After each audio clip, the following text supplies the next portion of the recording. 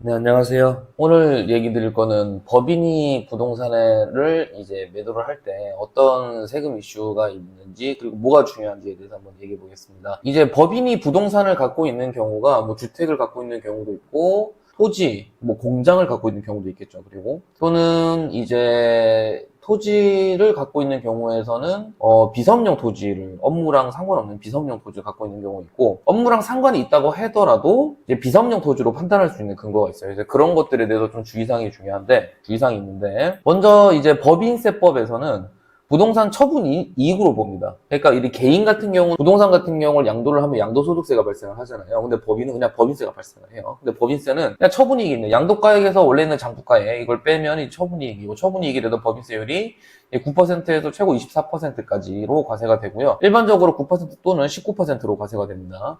그렇게 되는데 이제 이렇게만 하면은 이제 굉장히 세율이 낮잖아요. 우리 저기 양도소득세 제가 쭉쭉 이제 유튜브를 통해서 얘기를 드렸을 때 6%에서 최고 45%까지 올라갔거든요. 그래서 45%까지 올라가니까 이게 법인세로 해서 법인으로 해서 이제 현물 출자를 하고 법인이 이 부동산을 양도를 하게 되면 무조건 이득이겠구나라고 생각하시는 분들이 많아서 옛날에 그렇게 많이 했었어요. 근데 실질적으로 그게 아닌 게 토지 등 양도소득에 대한 법인세라는 게 발생을 합니다. 자, 이건 어떤 거면 과세 대상이 이제 법인이 보유한 비사업용 토지, 주택, 별장, 조합원 입주권, 분양권 이거에 대해서 양도를 하게 되면 아까 법인세 나와 있는 그 9에서 24%에서 플러스 추가로 10%에서 40%까지로 중과세가 또 붙는 거예요. 이제 이거는 이제 투기 목적을 법인이 이제 투기 목적을 갖고 막 투자를 하는 걸 갖다가 뭔가 방지를 하기 위해서 만든 건데 그러면 이게 주택과 별장이나 비사업용 토지는 이런 식으로 되는데 그럼 예를 들어서 부동산 매매업인 경우는 예를 들어서 주택 매매업, 그러니까 주택 신축 매매업이 있을 수 있고 또는 토지를 개발을 해서 토지를 분양을 하는 경우도 있을 수 있잖아요. 그죠? 그런 경우가 됐을 땐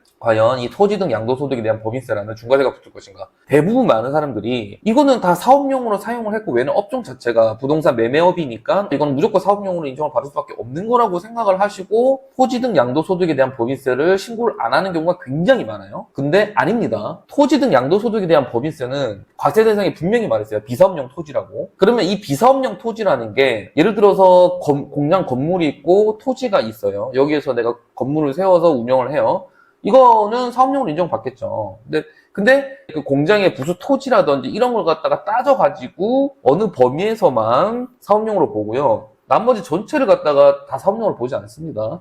그러면 예를 들어서 어디 야적장을 갖다가 나대지를 사서 거기다가 물건을 야적을 해서 그렇게 쓰고 있다. 이거 사업용으로 쓰는 거야. 사업용으로 쓰는 건 맞죠. 근데 토지 등 양도소득에 대한 법인세라는 범위에서 봤을 때 그 사업용 토지에 해당하느냐? 그건 아니라는 거예요. 그러니까 이게 판례가 있어요. 그래서 이게 많은 분들이 요거에 대해서 실수를 많이 하시고요. 법인들 분들 특히 실수 많이 하세요. 그래서 제가 최근에 있었던 사례는 토지를 갖다가 개발을 해서 거기다가 주택을 올려서 판매를 하시는 분이었어요. 그러면 그러니까 우리 보통 타운하우스 있죠. 타운하우스였는데 그 부동산을 저기 토지를 취득을 하고 대지 작업을 만들고 토목공사를 하잖아요. 그리고 거기 위에다가 이제 주택을 지어 올린 다음에 그거를 분양을 해서 파는 건데 자 법인세까지는 잘 됐다 이거예요. 그런데 이 그 주택의 그 범위 안에서 봤을 때 부수 토지 안에 있는 범위를 벗어나는 토지가 있었던 거예요. 그거에 대해서는 비사업용 토지로 봐야 된다고 세무서에서 주장을 했고 그것 때문에 이제 이 토지 등 양도소득에 대한 법인세를 신고 안 한 거에 대해서 과세세까지 나왔어요. 그러면 과세표준은 양도가액 빼기 취득가액 빼기 자본주식 지출액인데 이게 보시면 장기부의 특별공제가 없습니다. 그죠? 기본공제도 없고요. 그렇게 되는데 세율은 비사업용 토지는 10%고 주택 등 아까 주택, 별장, 조합원 입주권 분양권입니다. 이건 20%고요. 미등기 자산은 40%예요. 자, 이렇게까지 이제 과세를 하는데 여기에서 이 나오고 있는 세금에 플러스 10%가 더 붙습니다. 거기다 납부지역 가산세까지 또 붙는 거고요. 그러니까 굉장히 엄청난 이거 토지 등 양도소득에 대한 법인세를 갖다가 신고를 잘못하게 되면 이거 바로 가산세까지 해가지고 금액이 어마어마하게 커집니다. 토지 개발 사업이라든지 또는 주택 신축해서 개발 사업 하시는 분들은 이 판매하는 분양가 자체가 몇천억 단위예요. 근데 거기에서 그러면은 양도 차익이 즉 과세 표준이 몇백억 단위랄 거란 말이죠. 최소. 그렇게 됐을 때 거기에서 비사업용 토지가 10%면 몇백억, 만약 100억이라고 하면 10억입니다. 중과세 내야 되는 게. 그럼 내야 되는 건 10억도 내고 거기다 또 얼마? 1억까지 또 붙는 거예요. 납부전 받았을 때까지 하니까. 이해가 가시겠습니까?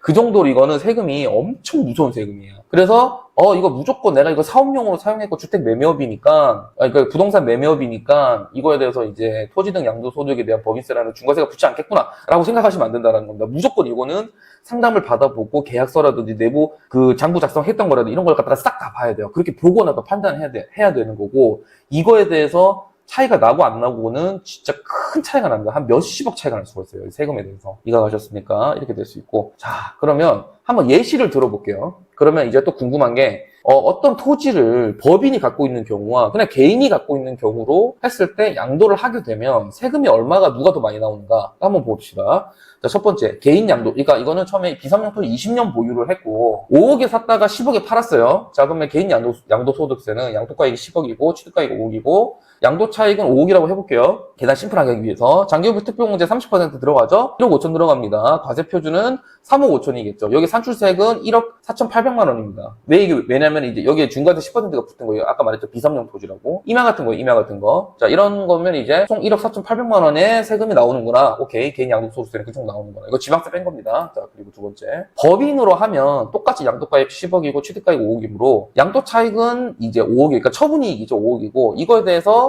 19%로 이제 과세가 되거든요. 중과세가 또 아까 10% 있었잖아요. 그죠? 토지 등 양도소득에 대한 법인세 10%. 그거 합치니까 1억 3,500인 거예요. 아까는 1억 4,800 나왔는데 역시 법인으로 하니까 1억 3,500밖에 안 나오는구나. 이게 아닙니다. 자, 두 번째 쟁점. 법인이 토지를 갖고 있거나 부동산을 갖고 있다가 팔았어요. 그렇게 되면 팔아서 남은 돈은 누가 갖고 있는 거죠? 법인이 갖고 있어요. 근데 이거를 법인 돈을 갖다가 개인이 함부로 갖고 갈 수 있나요? 그 가지급금이라고 하죠, 그걸. 그죠? 가지려면 어떻게 해야 돼요? 근로소득으로 하든 배당으로 하든 어떤 세금에 의해서 빼면서 세금이 발생을 해요. 그럼 이게 종합소득세인데 그러면은 이제 토지를 만들어서 10억 받고 팔았단 말이에요. 그죠? 그러면은 세금 1억 3,500이라고 하면 이 사람이 벌어들인 세후소득은 8억 6,500이죠. 이거를 개인한테 나눠준다고 생각해 봅시다. 개인한테 나눠주면 한 명한테 나눠준다고 하면 이 법인의 소득을 개인에게 분배할 때 약 41% 구간에 들어간다고 보고요. 3억 2,500만 원을 또 발생하는 거예요. 이 법인의 힘든 게 이겁니다. 법인을 활용하면 법인세를 이용하니까 세금이 낮아지지만 이거를 개인화 시키는 거에서 세금 또 발생한다고요. 아시겠죠? 요게 굉장히 중요한 관점이에요. 그러면 총 세금 발생액은 개인 양도소득세로 하면 1억 4,800, 양도 이한 법인세로 하면 1억 3,500에다가 3억 2,500만 원이니까 총 4억 6천만 원이라고 할 수 있습니다. 자, 세금 차이 많이 나죠? 세금 차이 엄청 많이 납니다. 세금 차이 많이 나죠? 그러니까 그러면 세무사님, 그러면 내가 이걸 법인으로 해서 팔고 나서 법인을 계속 존속시키고 돈을 안 빼면 되는 거 아닙니까? 그건 맞죠. 맞습니다. 법인을 계속 해서 그거를 근데 조금씩 빼면 되는 거고요. 그렇게 되면은 이거 실질적으로 별 차이 안 날 수도 있어요. 그래서 법인으로 하나, 개인으로 하나 큰 차이가 안 나는데 여기서 또 차이 나는 건 취득세라든지 또 아까 이거는 토지 얘기였는데 주택 같은 경우는 또 20%였죠? 중과세가 20%입니다. 20%로 간다는 거예요. 자, 그러니까 이런 것까지 다 따져보면은 법인으로 부동산을 소유했다가 양도하는 게 좋은 방식은 아니고, 근데 만약에 매매업이라든지 뭔가 특정 사업을 하는 거면 법인을 하는 게 맞겠죠. 당장의 세금 때문에. 그래도 결과적으로는 이런 이슈가 있으니까 꼭 상담 신청해 주시고 금액이 크니까 요거 세금 차이가 진짜 몇십억 차이라서 진짜 작으면 몇천만 원도 아니에요. 이거 최소 억 단위 차이가 나요, 세금이. 억 단위에서부터 시작해서 몇십억까지 차이가 날 수 있는 세금 제도입니다. 토지 등 양도소득에 대한 법인세. 왜냐면 이게 기본적으로 사이즈가 크거든요.